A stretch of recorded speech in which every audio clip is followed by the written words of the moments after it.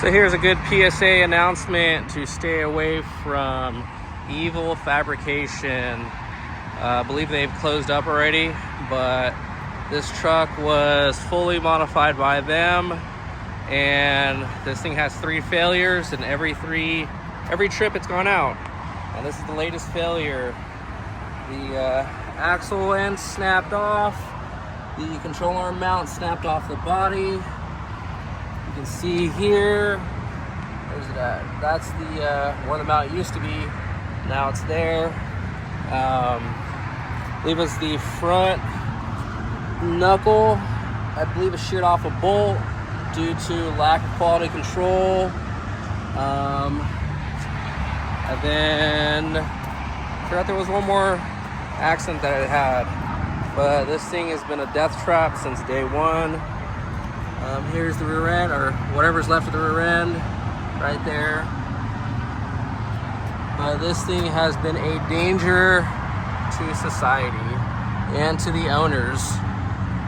So this is definitely a PSA to stay away from Evil Fabrication. There's a sticker right there. Evil Manufacturing.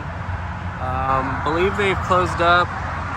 But yeah, this thing has been one thing after another. Actually, I think the second accident was the 3-link sheared off the frame. Where's it at? I think it's this bar.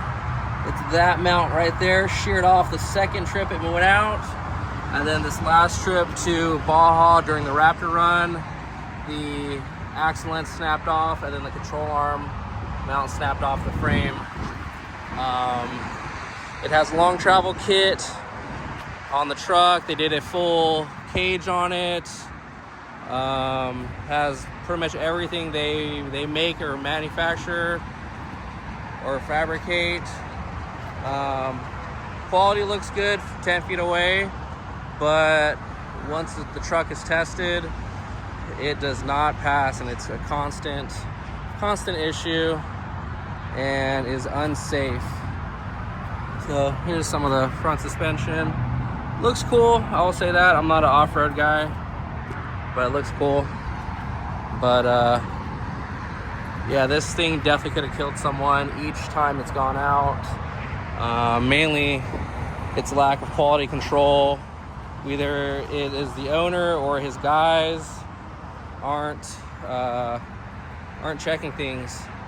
So yeah, this happened. This happened, I believe it was a low speed. They had to pinch off the brake lines here and here just to make it back.